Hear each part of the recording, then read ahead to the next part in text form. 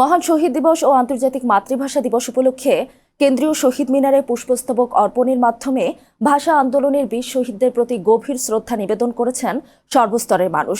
শনিবার ভোর থেকেই বিভিন্ন রাজনৈতিক দল, সামাজিক ও সাংস্কৃতিক সংগঠন এবং শিক্ষা প্রতিষ্ঠানের পক্ষ থেকে শ্রদ্ধা জানাতে শহীদ মিনার এলাকায় মানুষের ঢল নামে।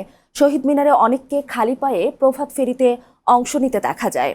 কারো হাতে ছিল জাতীয় পতাকা, কারো হাতে ব্যানার ফেস্টুন। এর আগে দিবসের প্রথম প্রহরে রাত 12টা 1 মিনিটে রাষ্ট্রপতি মোহাম্মদ শাহাবুদ্দিন কেন্দ্রীয় শহীদ মিনারের বেদিতে ফুল দিয়ে ভাষা শহীদদের প্রতি শ্রদ্ধা জানান। এরপর রাত 12টা 8 মিনিটে প্রধানমন্ত্রী তারেক রহমান শ্রদ্ধা নিবেদন করেন। এ সময় প্রধানমন্ত্রীর সঙ্গে মন্ত্রিসভার সদস্যরাও উপস্থিত ছিলেন।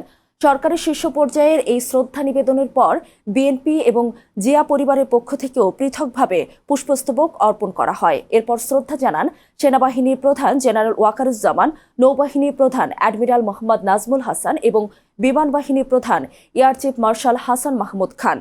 3 বাহিনীর প্রধানের পর শ্রদ্ধা জানান সংসদের বিরোধী দলীয় নেতা জামাত ইসলামের আমির ডক্টর শফিকুর রহমান। এ সময় বিরোধী দলীয় নেতা ডক্টর শফিকুর রহমানের সঙ্গে নাহিদ ইসলাম, এটিএম আজহারুল ইসলাম, হাসনাত আবদুল্লাহ, আক্তার হোসেন সহ অন্যান্যরা উপস্থিত ছিলেন।